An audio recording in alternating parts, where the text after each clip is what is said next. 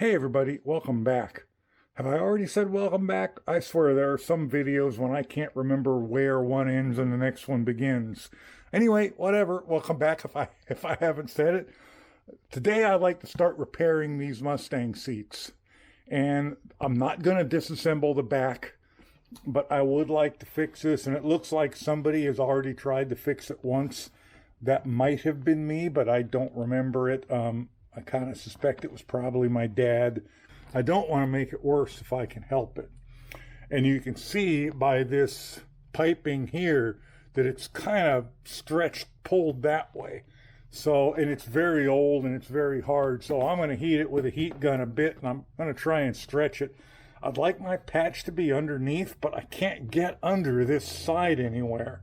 So I got this stuff here. And this stuff here, when you pull on it, it seems like it's very non-stretchable until you tear the paper back. Let me see if I can show you here.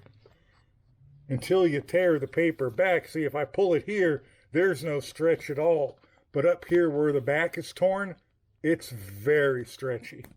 So I've got a piece of leather too, but I really don't think leather's going to work well for that. It's just too thick. So I think first thing I'm going to do is heat it and kind of stretch it. See if I can't close that up a bit. On the bottom where the cover is loose from the frame, I have a tear here that I did when I took it apart, which I'm not very happy with myself about. And I have a tear here, which was already there. And that's my problem with my bottom. Also, I'm going to have to put this out in the sun before I put it back together so that it will stretch a little bit better going back into the frame. I should have done that when I took it apart, and I didn't. But one of the problems of heating this area is I can't really get under here to pull, so I just have to try and push. Also, when you heat this up, you want to heat a large area because you want the stretch to come all the way across. You don't want to try and just stretch an inch here because there's not going to be a lot of give in that even hot. So I'm going to have to put on some kind of glove which gives me some adhesion so that I can push across there and stretch it. And I'm also going to have to handle the heat because I want this to be probably at least 100 degrees, if not, 120, 130. Don't use a heat gun, by the way, because if you burn a spot, you're hosed. All right, I have one of these gloves that has this rubber on this side, and that should not only give me some protection, but man, that really grips onto that seat. So I decided to bring it out and set it in the sun since the sun is so warm. If we look at the thermal imaging camera here in the shade, I don't know if you could see that here in the shade, it's 80 degrees. This dusty bicycle seat is just sitting out in the sun all morning. See if I can see that. I don't know if you can see it. That says 145 degrees.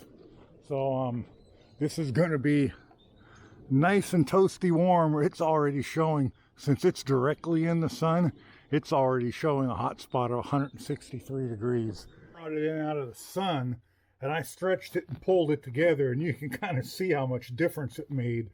I may have to do that again once I get my piece in place. But now that it's still pliable, I'm going to get my piece cut and put in place. And I'm probably going to have to glue under here first. And then, and we'll see how much it comes back after it cools. But I'm going to get my piece cut and try and get it in there. And I'll get glue on, at least on the under part that's going to go under here. And okay, I got my piece cut, and as you can see, it's gone back a little bit, and I expect that. But I think what I'm going to do is get my piece cut, which I just did. And I like to cut the corners off of these pieces I'm tucking under, because if you don't, the corner's just going to fold back on you. So I kind of try and avoid that. I'm going to put shoe glue on this. I'm going to tuck it back in there and kind of hold it in place. I'm not going to glue the bottom side of this yet. I think I'll put it out in the sun and stretch it a bit again before I do that. One thing I want to mention is shoe glue is also paintable. And I mean, by paintable, I mean you can spray it while it's wet, while this is before this is cured, and you can mix it up and you can get colored shoe glue. So I've been making some really good progress, and I'm really happy. My seat repair here and all this extra you see on it, was just because I had fingers covered with glue. If you rub on that with your fingers, it'll come off. So that's going to clean up just from handling it. So that's good. And all my other repairs are all done. This one here is really ugly, but again, all the excess glue will come off just by rubbing it or by lightly going over it with a Scotch-Brite pad just to pull that extra glue away. But I had to stretch it quite a bit to get the frame back tucked into the upholstery. I left it all sitting out in the 95-degree sun yesterday for about half an hour, and that helped a lot, but it took quite a bit of stretching, and that all held, so that makes me happy. So now it's just a matter of start putting the hog rings back in. And I got over here, I got a pair of hog ring pliers off Amazon and some hog rings. So it's going to take me probably a couple hours of wrestling and fighting and taking breaks to get the hog rings back in. And I'm not going to bother getting it all on video because it's unexciting. But I can see where the holes, like for the bolts here, went. So, and this here all has that, like this, I don't know, wavy metal piece in it. And you just pull that over and it goes around in here. I'm going to shut up and get that done. So one thing that I'm finding that's helping, and yes, I could put it down on the floor and kneel on it to do this, but I have to admit my back's barking at me today, and I'm trying not to do anything that's going to make it any angrier than it has to be.